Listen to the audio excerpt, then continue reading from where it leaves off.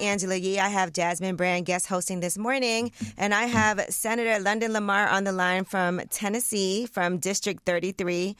Good morning, Senator Lamar. Good morning, Angela.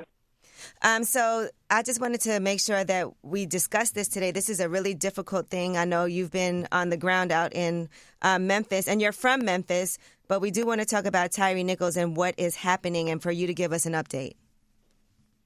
Absolutely. So thank you for giving me the opportunity to discuss this. This issue has been near and dear to my heart because the tragedy actually happened in my Senate district in Southeast Memphis. And ever since I heard about it, I was really appalled around the circumstances of this incident. And before I begin, I want to say first and foremost, continuous condolences and heartfelt love to the family of Tyre Nichols, and also, unfortunately, to the families of the officers whose world was turned upside down by the actions that their loved ones committed. But what happened was what was supposed to be a routine traffic stop turned into a deadly beating of this young man. What happened was, these officers pulled Mr. Nichols over and immediately used excessive force on him without asking him or telling him what he was being pulled over for, not reading his rights, not giving him a chance to figure out what's going on, which is first and foremost a violation of police policies that we had in place.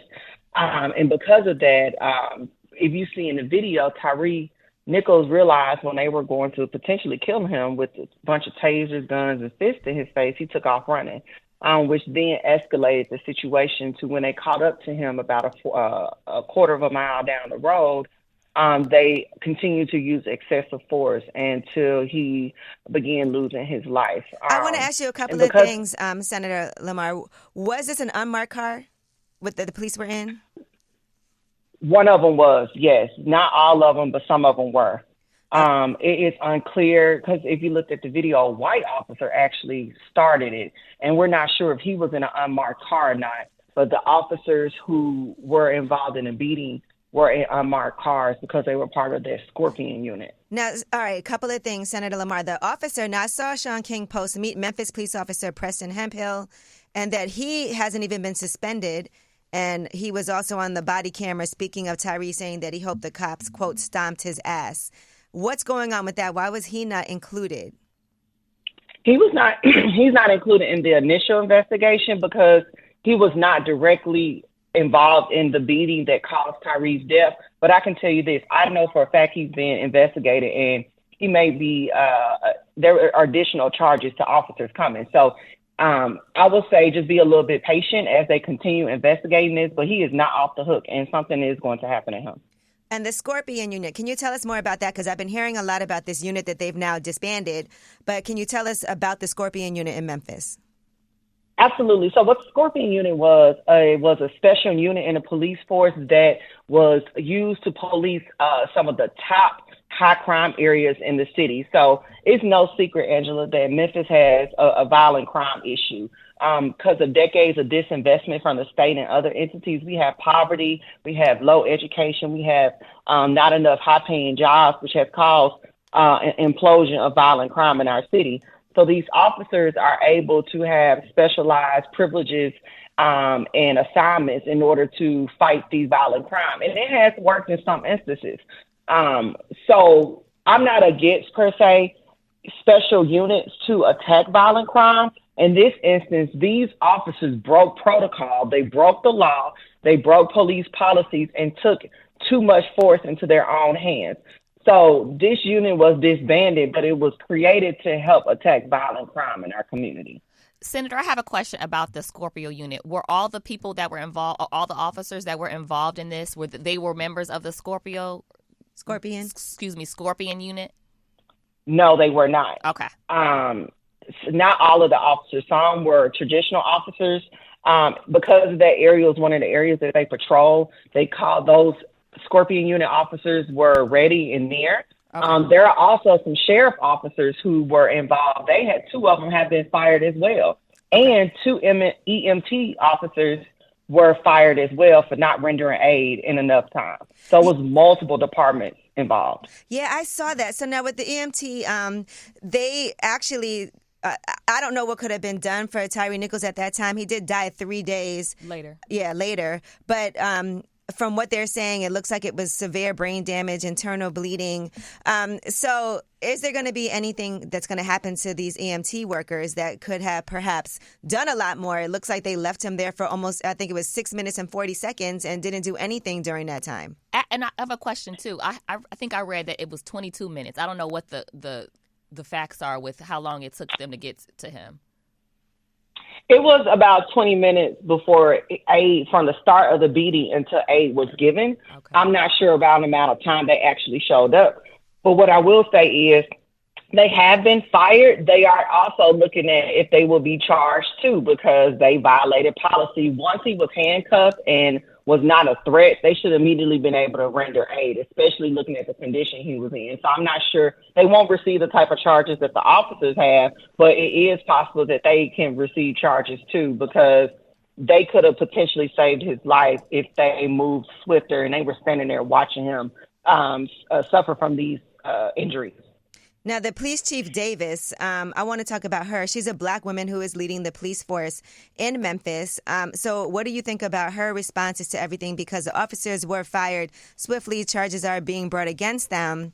But then also we hear a lot of criticism about this Scorpion unit. So I want to know, for you as a person from Memphis, as a senator there, London Lamar, what do you think about the police chief, Davis? I'm going to take the unpopular stance and say I think she's actually done a good job. I mean, that we have already policies in place that other police departments around the nation don't even have, which is why these officers were held accountable so swiftly. I think that she has tried her best to attack the violent crime issues in the best way that she can. She's cooperated from the very beginning. And because she's a woman, she has had a hard time anyway, just by virtue of being a Black woman. So I think Chief Davis is actually an example to the rest of the nation of when you encounter a situation like this, how to best address it and how to address it quickly. But she's done a good job. We saw a slight decrease in violent crime, and she held these officers accountable and is continuing to investigate more officers. So I think that, you know, a lot of times as an executive, you can't always control the actions of other people. And so I am very conscious of trying to overly hold people accountable to some things that are outside of your control. Now, what I hope is going forth is that Chief Davis, when she has to create organized initiatives to attack violent crime, that there is more oversight involved in these specialized groups so that these people won't take power into their own hands outside of her control. And for people who are coming to Memphis, and I saw you talking about this on the news, because I know there's a lot of protests happening. People are coming into Memphis right now. I saw Tyre Nichols' family saying, his parents saying that they don't want things to get violent. I want to know what your message is, because a lot of people are heading out to Memphis. There's a lot of protests going on there. Don't come in my city trying to disrupt. We are protesting peacefully. If you want to come to Memphis and support Tyre Nichols, we're going to welcome you with open arms. But don't come in and use this as an opportunity to tear up our city. We already have a lot of challenges we're experiencing, and our justice system is actually working, where these officers are being held accountable quickly. They are being charged quickly. We have a progressive DA and police chief and a mayor who has done everything they can to be a model to the rest of the nation. So we welcome you to make sure that you keep accountability not only on the elected officials that I just named, but myself and other elected officials who have the power to make policies, but don't come in trying to destroy our city like we've seen protests in other cities. Our people who are leading the movement in Memphis are doing it peacefully. We know our city best, so if you want to come, follow our lead, but don't come in here and act crazy. That's what I've been telling people the most. Like, it's unacceptable, and I won't stand for it. On that note, Senator, I know a lot of us feel helpless just watching and seeing the news, and some of us saw the video. What can we do? What can people do to help or to be involved, but to be responsible? Well, one thing I would say is I think that the fact that the officers were held accountable and we had clear protocols on policies they violated, I think that people should put pressure on their own elected officials and officers to adopt some of the policies we already have in place. Even on the state level, we passed the law that an officer has the duty to intervene when another officer uses excessive force. Many states across this country don't have that law in place. So continue to put pressure on your elected officials, your local leaders, and the police departments around looking at Memphis as a blueprint for what they should be doing.